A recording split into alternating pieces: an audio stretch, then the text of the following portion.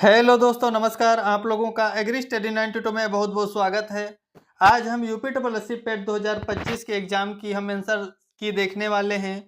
जिस 6 सितंबर 2025 को सेकंड पाली में पेपर हुआ था, उसके आंसर की देखेंगे आयोग ने कौन से प्रश्नों के कौन से उत्तर राइट माने हैं। तो इसमें पहला प्रश्न है हिंदी से, जो विशेषण शब्द विशेषणों की विशेषता बताते हैं उसे क्या कहते हैं। ऑप्शन नंबर इसमें बताया गया है प्रविशेषण। जो प्रविशेषण ऑप्शन है राइट माना गया है।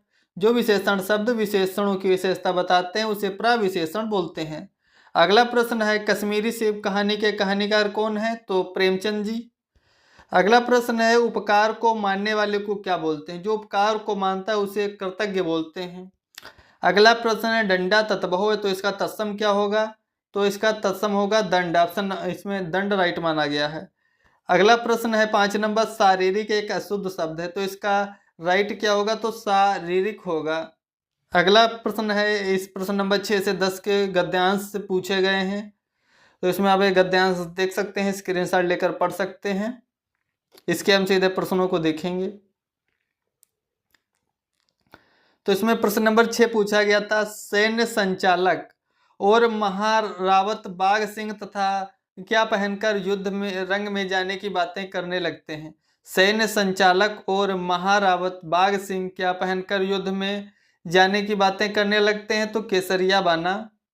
अगला प्रश्न पूछा गया था 7 नंबर, एक कुंवारी कन्या जौहर से पहले अपनी माँ से क्या पूछती है। कुंवारी कन्या जौहर से पहले अपनी माँ से क्या पूछती है, तो इसमें राइट माना गया है कि वह हम जीते जी अग्निकुंड में क्यों प्रवेश करती हैं। अगला प्रश्न है महारावत और अन्य सरदारों को क्यों संतोष हुआ। जब हांडी राणी गर्व से जौहर के लिए तैयार हो जाते हैं तो महारावत और अन्य सरदारों को संतोष हुआ।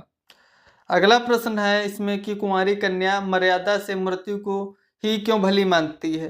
कुंवारी कन्या मर्यादा से मृत्यु को ही क्यों भली मानती है, क्योंकि इसमें अगर युद्ध करते समय जीवित पकड़े जाने पर जो हालत होगी उससे बचने के लिए जो है मर्यादा वाली जो मृत्यु है उसको अच्छा भले मानती है। अगला प्रश्न है इस युद्ध को बंद करा दीजिए, यह युद्ध कितना भयंकर होता है, इस वाक्य को किससे कहा। तो इसमें बताया गया कि इस युद्ध को बंद करा दीजिए, यह युद्ध कितना भयंकर होता है, इस वाक्य को किससे कहा, तो एक युवती ने रानी से कहा। अगला प्रश्न ये भी गद्यांश से है, प्रश्न नंबर 11 से 15 तक। गद्यांश को पढ़कर निम्नलिखित प्रश्नों को उत्तर देने हैं इसमें। तो इसमें देख सकते हैं का कई महीने बाद आए, ये वाला है इसमें, तो आप इसको देख सकते हैं। इसके सीधे हम क्वेश्चंस देखेंगे। जब का ने लेखक जी को अपने बाहों में जकड़ा तो उन्हें किस तरह का एहसास हुआ। तो इसमें राइट माना गया धृतराष्ट्र की भुजाओं में जकड़े भीम के पुतले की याद आई। अगला प्रश्न है पिछली रात उनके एक मित्र ने का के बारे में क्या कहा, तो का ने गा के साथ मिलकर लेखक जी की निंदा की थी। अगला प्रश्न था पिछली रात का कहाँ पर आया हुआ था, तो पिछली रात जो का अपनी ससुराल में आया हुआ था।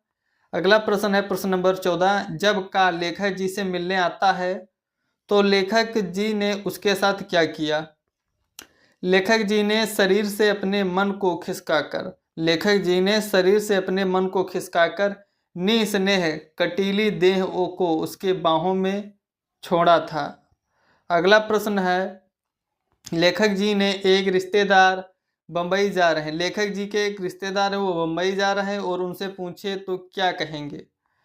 तो इसका राइट ऑप्शन माना गया कलकत्ता जा रहा हूँ। लेखक जी के एक रिश्तेदार बम्बई जा रहे हैं और उनसे पूछे तो वे क्या कहेंगे कि कलकत्ता जा रहा हूँ। अगला प्रश्न है प्रश्न नंबर 16, निम्नलिखित में से कौन सी धातु हड़प्पा सभ्यता के लोगों द्वारा उपयोग नहीं की गई थी, तो लोहा जो है धातु जो है ये हड़प्पा सभ्यता के लोगों द्वारा यूज नहीं की गई थी। अगला प्रश्न है प्रश्न नंबर 17, छांदोग्य उपनिषद स्पष्ट रूप से निम्नलिखित में से किस आश्रम को संदर्भित करता है। तो इसमें जो छंदोग्य उपनिषद है वो ब्रह्मचर्य गृहस्थ और वानप्रस्थ आश्रम को संदर्भित करता है। अगला प्रश्न है इसमें त्रिपिटक के किस भाग में बुद्ध की पारंपरिक शिक्षाएं हैं। तो जो सुत्त पिटक है, सुत्त पिटक में त्रिपिटक के कह सकते हैं, सुत्त पिटक जो है त्रिपिटक का भाग, इसमें बुद्ध की पारंपरिक शिक्षाएं हैं। 23वें तीर्थकर पार्श्वनाथ से जुड़ा प्रतीक क्या है, 23वें तीर्थंकर पार्श्वनाथ से जुड़ा प्रतीक है सांप। अगला है रुद्रदामन के गिरनार शिलालेख में, रुद्रदामन के गिरनार शिलालेख में सुदर्शन झील का उल्लेख है, जिसका निर्माण किस मौर्य शासक के शासन काल में हुआ था? तो इसका राइट ऑप्शन है चंद्रगुप्त मौर्य। रुद्रदामन के गिरनार अभिलेख में सुदर्शन झील का उल्लेख है, जिसका निर्माण जो चंद्रगुप्त मौर्य के शासक के शासन काल में हुआ था। अगला प्रश्न है इकोनॉमिक हिस्ट्री ऑफ इंडिया पुस्तक किसके द्वारा प्रकाशित की गई? तो इसका राइट ऑप्शन है आर.सी. दत्त के द्वारा। Economic history of India book RC. Dutt के द्वारा प्रकाशित की गई। अगला प्रश्न पूछा गया था प्रश्न नंबर 22, भारत के grand old man of India के रूप में किसे जाना जाता है? तो भारत के जो ग्रैंड ओल्ड मैन है वे हैं दादा भाई नौरोजी। अगला प्रश्न है कि भारत छोड़ो प्रस्ताव कब पारित किया गया? तो 1942 अगस्त 1942 को भारत छोड़ो प्रस्ताव पारित हुआ। अगला प्रश्न है सुभाष चंद्र बोस को भारतीय स्वतंत्रता लीग की अध्यक्षता किसने सौंपी? सुभाष चंद्र बोस को भारतीय स्वतंत्रता लीग की अध्यक्षता किसने सौंपी? तो रास बिहारी बोस जी ने। अगला प्रश्न है फॉरवर्ड ब्लॉक की स्थापना किसने की? तो फॉरवर्ड ब्लॉक की स्थापना सुभाष चंद्र बोस जी ने की थी। अगला प्रश्न है तिब्बत में ब्रह्मपुत्र नदी को क्या कहते हैं? तो तिब्बत में ब्रह्मपुत्र नदी को सांगपो बोलते हैं। अगला प्रश्न है इसमें निम्नलिखित में से कौन सा राज्य भूजल के अतिदोहन की सबसे गंभीर समस्या का सामना कर रहा है? तो इसका राइट ऑप्शन है पंजाब। पंजाब जो है भूजल के अतिदोहन की सबसे गंभीर समस्या का सामना कर रहा है। अगला प्रश्न देखेंगे प्रश्न नंबर 28 है रेगिस्तानी पौधों में निम्नलिखित में से कौन सा अनुकूलन सामान्य है? रेगिस्तानी पौधों में कौन सा जो एडाप्शन है सामान्य है?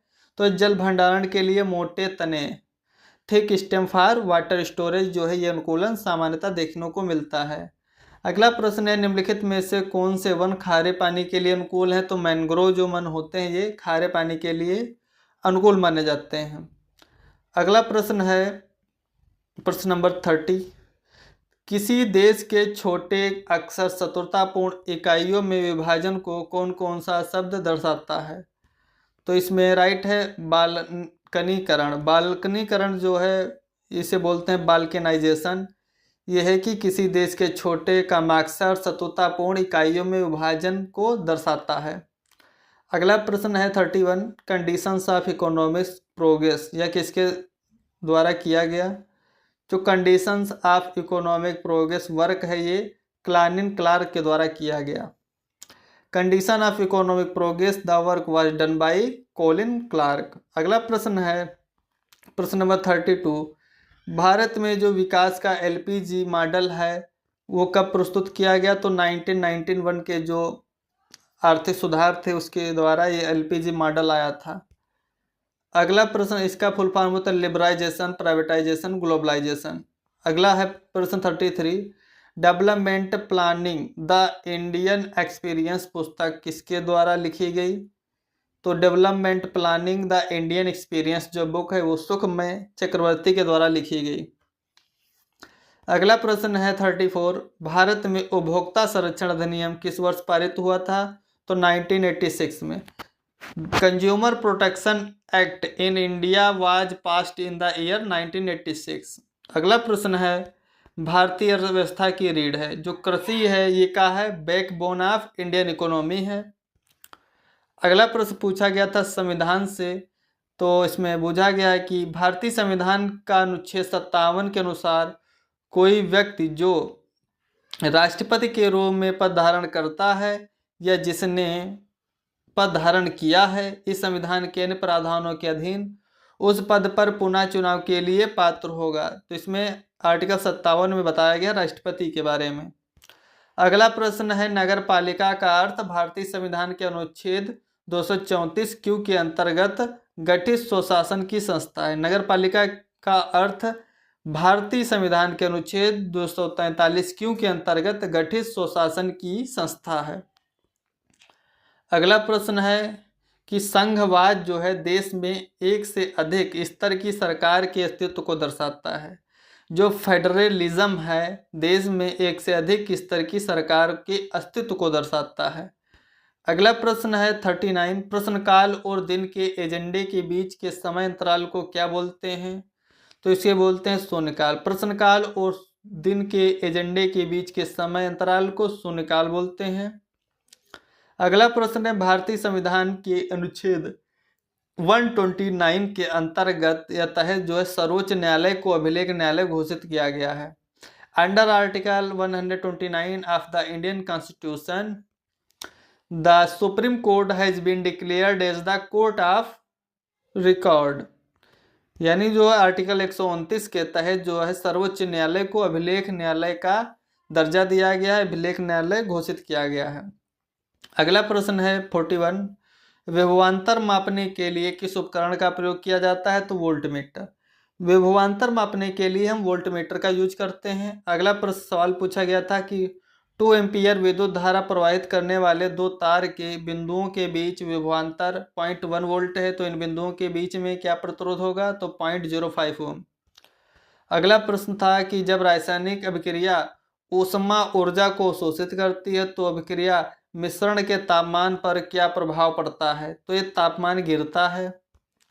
अगला प्रश्न है कि प्राकृतिक गैस के जलने को ऊष्मा क्षेपी अभिक्रिया के रूप में क्यों वर्गीकृत किया जाता है? तो प्राकृतिक गैस के जलने को ऊष्मा क्षेपी अभिक्रिया के रूप में क्यों वर्गीकृत करते हैं? क्योंकि इस अभिक्रिया में ऊष्मा उत्पन्न होती है। अगला प्रश्न है 45, मनुष्य में शरीर की मुद्रा और संतुलन किसके द्वारा कंट्रोल होती है? तो सेरिबेलम। मनुष्य में शरीर की मुद्रा और संतुलन जिसे बोलते हैं in human being the posture and balance of the body is controlled by cerebellum. Option number इसमें सेरिबेलम राइट माना गया है। अगला प्रश्न मैथ से है, तो 1 घंटा 40 मिनट का 12 से 1/2% क्या होगा? तो इसमें होगा 12.5 मिनट। अगला सवाल है कि दो संख्याओं का गुणनफल 1230 है 1530 है और इनका मासा 15, तो इनका लासा ज्ञात करना था। तो इसका राइट ऑप्शन है कि इसमें 102 राइट माना गया है। अगला प्रश्न है निम्नलिखित में से कौन सी अभाज्य संख्या नहीं है? तो 57 जो है अभाज्य संख्या नहीं है। यदि आप किसी संख्या से 1/2 घटाते हैं और परिणाम को 1/2 से गुणा करते हैं तो आपको 1/8 मिलता है। संख्या क्या है? तो संख्या है वो 3/4। अगला प्रश्न है √290 किस दो लगातार पूर्णांकों से के बीच स्थित है? √290 किस दो लगातार पूर्णांकों के बीच है? तो 17 और 18 के बीच में स्थित है। अगला प्रश्न है सुकेत की 3 बेटियां हैं और प्रत्येक बेटी का एक भाई है, तो परिवार में कितने सदस्य हैं? तो 2 सदस्य हैं। अगला प्रश्न है प्रश्न नंबर 52 है, एक सही घड़ी की मिनट की सुई 2 घंटे 20 मिनट में कितनी कोणीय दूरी तय करेगी? तो इसका राइट ऑप्शन है 840 डिग्री।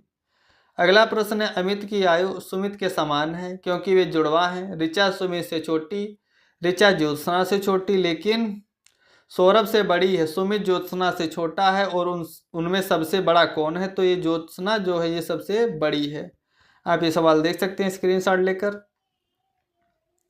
अगला प्रश्न है कि निम्नलिखित में से भिन्न शब्द चुनना था, तो उसमें बैट यानी चमगादड़ जो है ये डिफरेंट वर्ड होगा। अगला प्रश्न है मैथ से, निम्नलिखित श्रृंखला प्रश्न में प्रश्न के स्थान पर कौन आएगा? तो ये 4, 12, 36, 108, 324 है, तो इसमें क्या आएगा? तो अगली संख्या 972 आएगी। अगला प्रश्न देखेंगे, निम्नलिखित में से किसे 2024 में पैरा तैराकी के लिए अर्जुन पुरस्कार लाइफ टाइम मिला है? तो ये किसको मिला है अर्जुन पुरस्कार लाइफ टाइम? तो ये है मुरलीकांत राजाराम पेटकर को मिला है पैरा तैराकी के लिए अर्जुन पुरस्कार। अगला प्रश्न है 18वां जो प्रवासी भारतीय दिवस सम्मेलन 2025 कहाँ आयोजित किया गया? तो जो 18वां प्रवासी भारतीय दिवस हुआ है ये इसका जो सम्मेलन भुवनेश्वर में आयोजित किया गया। प्रश्न नंबर 58 है, भारत द्वारा अंतर्राष्ट्रीय बिग कैट अलायंस IBCA कब शुरू किया गया? तो 9 अप्रैल 2023। भारत द्वारा अंतर्राष्ट्रीय बिग कैट अलायंस IBCA 9 अप्रैल 2023 को स्टार्ट किया गया। अगला प्रश्न है 26 दिसंबर 2024 को किस देश ने बायक्टर अंकिसी ड्रोन से सुपरसोनिक मिसाइल UAV 122 का सफल परीक्षण किया? तो वो है तुर्की ने। अगला प्रश्न है 2025 में कुल कितने पद्म पुरस्कारों की घोषणा की गई, जिसमें एक युगल मामला एक के रूप में गिना गया भी शामिल है, तो 139 जो है पद्म पुरस्कारों की घोषणा हुई। अगला प्रश्न है जस्टिन ट्रूडो जिन्होंने 6 जनवरी 2025 को अपने इस्तीफे घोषणा की, किस देश के प्रधानमंत्री थे? तो ये जस्टिन ट्रूडो जो है कनाडा के प्रधानमंत्री थे। अगला प्रश्न है मनीष सिंघल को 1 जनवरी 2025 को किसका महासचिव नियुक्त किया गया था? तो associate chamber of commerce and industry of India का इन्हें महासचिव नियुक्त किया गया था। अगला प्रश्न है भारतीय रिजर्व बैंक यानी आरबीआई तत्काल सीमा पार खुदरा भुगतान सक्षम करने के लिए किस अंतर्राष्ट्रीय पहल में शामिल हुआ? तो प्रोजेक्ट नेक्सस में। अगला प्रश्न है अभ्यास साइक्लोन 2025। अभ्यास साइक्लोन 2025 भारत और किस देश के बीच आयोजित किया जा रहा है? तो ये मिस्र। अभ्यास साइक्लोन 2025 भारत और मिस्र के बीच आयोजित किया जा रहा है। अगला प्रश्न है भारत का पहला विदेशी जन औषधि केंद्र किस देश में शुरू हुआ? तो मॉरिशस। भारत का पहला विदेशी जन औषधि केंद्र जो है ये मॉरिशस में स्टार्ट हुआ। अगला प्रश्न है माच किस राज्य का एक पारंपरिक लोक नाट्य रूप है? तो ये मध्य प्रदेश का लोक नाट्य रूप है, कह सकते हैं इसको माच को। अगला प्रश्न है क्यूबा की राजधानी क्या है? क्यूबा की राजधानी हवाना है। अगला प्रश्न है रसिया गीत किस राज्य का क्षेत्रीय गीत है? तो यूपी का रसिया गीत क्षेत्रीय गीत है। अगला प्रश्न है 69 धन विधेयक के संबंध में निम्नलिखित में से कौन सा कथन सत्य है? तो धन विधेयक है इसे केवल लोकसभा में पेश किया जा सकता है, ये राइट है। 27 सितंबर को क्या मनाते हैं? तो विश्व पर्यटन दिवस मनाया जाता है 27 सितंबर को। अगला प्रश्न है 71 अंतर्राष्ट्रीय नागरिक उड्डयन संगठन ICAO का मुख्यालय कहाँ है? तो ये मॉन्ट्रियल में है। अंतर्राष्ट्रीय नागरिक उड्डयन संगठन का मुख्यालय मॉन्ट्रियल में है। अगला प्रश्न है केवलादेव राष्ट्रीय उद्यान भारत के किस राज्य में स्थित है? तो जो केवलादेव नेशनल पार्क है वो कहाँ है? राजस्थान में है। केवलादेव रणथंभौर ये सभी राष्ट्रीय उद्यान जो है राजस्थान में पड़ते हैं। अगला प्रश्न है भारत अपनी भूमि सीमा कितने देशों के साथ साझा करता है? तो 7। भारत अपनी भूमि सीमा 7 देशों के साथ साझा करता है। अगला प्रश्न है भारत ने 1983 क्रिकेट विश्व कप फाइनल में किस टीम को हराया था? तो ये वेस्ट इंडीज। भारत ने 1983 क्रिकेट विश्व कप फाइनल में किस टीम को हराया था? West Indies. अगला प्रश्न है रक्षा अनुसंधान एवं विकास संगठन DRDO डेवलपमेंट रिसर्च जिसे बोलते हैं डिफेंस एंड डेवलपमेंट ऑर्गेनाइजेशन किस वर्ष की स्थापना हुई इसकी? तो 1958 में DRDO की स्थापना हुई। अगला प्रश्न था 58 भारत द्वारा अंतर्राष्ट्रीय बिग कैट अलायंस कब शुरू किया गया था? तो 9 अप्रैल 2023 को। अगला प्रश्न देखेंगे। अगला प्रश्न था मैथ से रिलेटेड 76 से 80 तक देखेंगे। इस ग्राफ से पूछे गए थे 76 से 80 प्रश्न, तो आप इसका स्क्रीनशॉट ले सकते हैं, उसके बाद इसका अध्ययन करें इनके सवालों के। तो इसमें पहला सवाल था कि F में बेची गई मूली की मात्रा AC और D में बेची गई मूली की औसत मात्रा है और F में बेची गई मूली और गाजर का अनुपात जो है 4:5 है। F में बेचे गए गाजर की मात्रा ज्ञात करनी थी, तो इसका राइट ऑप्शन था 780 kg। अगला प्रश्न था B और D में बेचे गए गाजर की मात्रा जो है E में बेची गई सब्जियों की कुल मात्रा का कितना है? तो ये 87.8% राइट था। अगला प्रश्न है A में बेचे गए कद्दू की मात्रा A और B में बेची गई मूली की मात्रा और C और D में बेचे गए गाजर की मात्रा के बीच का अंतर क्या अंतर है? A में बेची गई सब्जियों की कुल मात्रा ज्ञात करनी है, तो इसमें 1152 kg राइट था। अगला प्रश्न है इसमें B और F में बेची गई सब्जियों की कुल मात्रा का अनुपात 32:35। F और D में बेची गई सब्जियों की संख्या के बीच अंतर ज्ञात करना था, तो 108 kg। अगला प्रश्न है सभी दुकानों में गाजर और मूली की मात्रा में क्या अंतर है? तो 612 kg। अगला प्रश्न है 81 से 85 के लिए, इनको आप दे सकते हैं, ये उसके निर्देश दिए गए हैं ग्राफ के, तो इससे रिलेटेड प्रश्नों को देखेंगे। दुकान F द्वारा बेचे गए कुल पेन में से 40 पेन फाउंटेन पेन है, जब दुकान डी द्वारा बेचे गए फाउंटेन पेन की संख्या दुकान F से अनुपात 3:4 है, तो दुकान F द्वारा बेचे गए पेनों की कुल संख्या ज्ञात करनी थी, तो इसमें 600 राइट था। अगला प्रश्न है, यह दुकान E द्वारा बेचे गए बॉल पॉइंट, जेल और फाउंटेन पेन की कुल संख्या दुकान C की तुलना में 33.33% कम है, और दुकान C द्वारा बेचे गए फाउंटेन पेन की संख्या का दुकान E से अनुपात 7:5 है, तो दुकान E द्वारा बेचे गए बॉल पॉइंट और जेल पेन की कुल संख्या थी, तो इसमें 320 थी। अगला प्रश्न देख सकते हैं, दुकान A द्वारा बेचे गए बॉल पॉइंट और फाउंटेन पेन की कुल संख्या और दुकान D द्वारा बेचे गए बॉल पॉइंट और पेन की जो संख्या है कुल संख्या के बीच अंतर, तो 230 का अंतर है इसमें। अगला प्रश्न है, दुकान A द्वारा बेचे गए बॉल पॉइंट पेन की कुल संख्या दुकान A और B द्वारा बेचे गए फाउंटेन पेन की कुल संख्या से अनुपात ज्ञात करना है, तो 1:4 का होगा। अगला प्रश्न है 85 नंबर, दुकान A और B द्वारा बेचे गए जेल पेन की कुल संख्या दुकान B द्वारा बेचे गए बॉल पॉइंट पेन की कुल संख्या का कितना परसेंट, तो 120% राइट था इसमें। अगला प्रश्न है 86 से 90 के लिए इधर महीने दिए हो, PQ के कह सकते हैं डाटा दिए हुए हैं, तो इस सवाल के हम राइट ऑप्शन देखेंगे कौन कौन से माने गए हैं। तो इसमें जो प्रश्न पहला है 86 नंबर, मई और जून में P द्वारा लिखे गए कुल पृष्ठ मई और अगस्त में Q द्वारा लिखे गए कुल पृष्ठों का लगभग कितना परसेंट है, तो 80%। अगला प्रश्न है 37 जुलाई में Q द्वारा लिखे गए कुल पृष्ठों का 28.57% हिंदी में है। Q द्वारा जुलाई में कितने अंग्रेजी पृष्ठ लिखे गए, तो 200। अगला प्रश्न है, सभी महीनों में P द्वारा लिखे गए औसत पृष्ठ क्या हैं, तो 300। अगला प्रश्न है, मई में P और Q दोनों द्वारा लिखे गए कुल पृष्ठों और जुलाई में P और Q दोनों द्वारा लिखे गए कुल पृष्ठों के बीच कितने का कह सकते हैं इसमें अनुपात है, तो इसमें 29:35 का इसमें अनुपात है। मई में P और Q दोनों द्वारा लिखे गए कुल पृष्ठों और जुलाई में P और Q द्वारा लिखे गए कुल पृष्ठों के बीच अनुपात, तो 30:35। अगला प्रश्न है, जून में P द्वारा लिखे गए पृष्ठों का प्रतिशत Q की तुलना में समान महीने में कितना अधिक है, तो यह है 36.75। अगला प्रश्न है मैथ से रिलेटेड है, 91 से 95 तक के लिए तालिका का अध्ययन करना और उनके उत्तर देने हैं। तो हमें स्टोर जून जुलाई मई अक्टूबर दिए गए हैं, तो इनसे रिलेटेड प्रश्नों के उत्तर देखेंगे।